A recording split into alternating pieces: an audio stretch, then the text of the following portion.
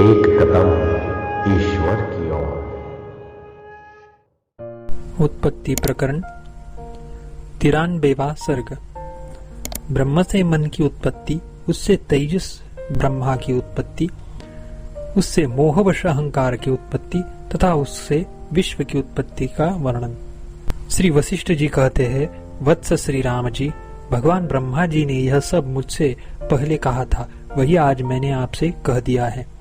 अव्याकृत नाम रूप वाले उस ब्रह्म से चारों ओर से अति सूक्ष्म होने के कारण नाम संबंध के अयोग्य निर्विकल्प ज्ञान से प्रकाशित संपूर्ण प्रपंच उत्पन्न होता है। वह समय पाकर संकल्प विकल्प रूप मनन की सामर्थ्य की उत्पत्ति से स्वयं घनता को प्राप्त होकर मन बन जाता है। उक्त मन तन्मात्र रूप सूक्ष्म भूतों की कल्पना पूर्वक स्वाप्न शरीर के समान वासनामय पुरुष का आकार धारण करता है। उस वासनामय पुरुषाकार रूपी उपाधि से उपहित आत्मा तेज प्रधान लिंग शरीर समष्टि रूप उपाधि वाला होने से तेजस हो जाता है। उसी ने अपना ब्रह्मा यह नाम किया। मन रूप तत्व के आकार वाले भगवान ब्रह्मा संकल्पमय होने के कारण जिस वस्तु का संकल्प करते हैं उसी को देखते हैं। तदनंतर उन्होंने इस अविद्या की कल्पना की, वह अनात्मा में आत्माभिमान रूप है। इस रीति से उस ब्रह्मा ने पर्वत तृण समुद्र रूप इस जगत की क्रम से कल्पना की। यद्यपि इस क्रम से चिदेक रस ब्रह्म तत्व से यह सृष्टि आई है, तथापि तार्किक लोगों को अन्य से यानी जड़ प्रधान परमाणु आदि से यह प्राप्त हुई है, ऐसी प्रतीति होती है। इसीलिए हे श्री रामचंद्र जी, जैसे समुद्र में तरंगों की उत्पत्ति होती है, वैसे ही तीनों लोगों के मध्यवर्ती संपूर्ण पदार्थों की उत्पत्ति उक्त ब्रह्म से हुई है। जगत की उत्पत्ति का प्रकार इस तरह दर्शाया गया है। चूंकि जगत ब्रह्म का विवर्त ही है, अतएव परमार्थतः उत्पन्न न हुए जगत में जो ब्रह्म का चित्त रूपी चैतन्य है, वह अहंकार समष्टि रूप उपाधि में ब्रह्म प्रविष्ट सा है। ऐसी कल्पना कर ब्रह्मता को यानी परमेष्टिता को प्राप्त होता है। जो अन्य चिदाभास है, वे सब सर्वशक्तिमान ब्रह्म से अभिन्न ही है। जब यह जगत विस्तार को प्राप्त होता है, तब वे पितामह रूप यानी ब्रह्मा रूप मन से सर्वप्रथम उल्लास को प्राप्त होते हैं। वे ही सब पृथक पृथक चिदाभाव उपाधि की असंख्यता से असंख्य और संसरणशील जीव कहे जाते हैं। वे चिदाकाश से ही उत्पन्न होकर मायाकाश में तन्मात्रोपाधियों के यानी भूत मात्रोपाधियों के साथ मिलकर आकाश में स्थित आवह उद्वह आदि भेदों से भिन्न वायुओं के 49 स्तरों के मध्यवर्ती 14 लोगों में जिस प्रकार की भूत जाति में रहने से जिस प्रकार की वासना और कर्म से अभिनिविष्ट होते हैं, उसी भूत जाति के प्राण शक्ति द्वारा स्थावर या जंगम शरीर में प्रविष्ट होकर रजवीर्य रूप बीजता को प्राप्त होते हैं। तदुपरांत योनि से जगत में उत्पन्न होते हैं।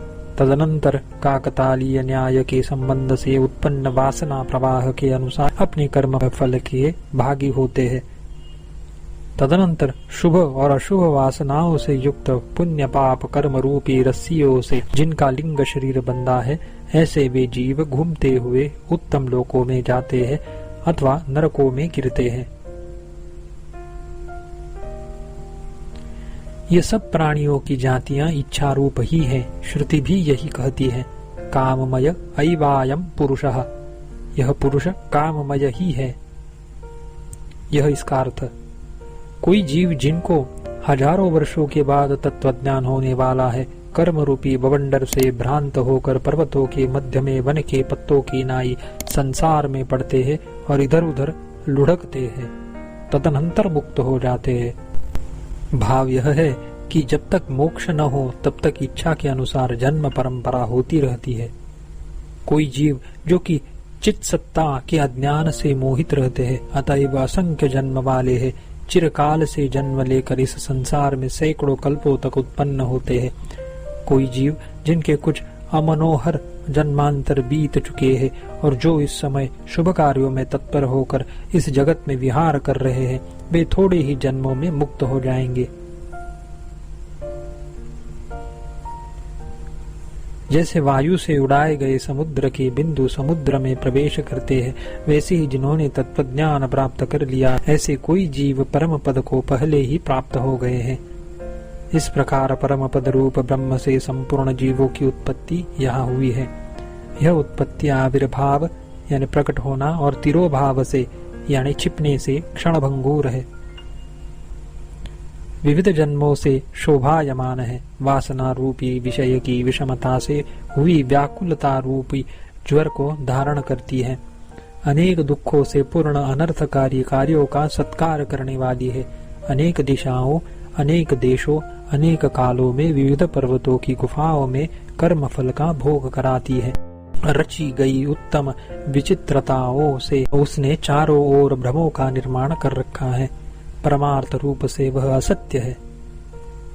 श्री रामचंद्र जी, इस संसार रूपी जंगल की जीर्ण शीर्ण लता का विक्षुब्ध मन ही शरीर है। यदि यह तत्वज्ञान रूपी कुल्हाड़ी से काट दी जाए तो जैसे कटी हुई लता फिर नहीं पनपती, वैसे ही फिर नहीं पनपती है। 93वां सर्ग समाप्त।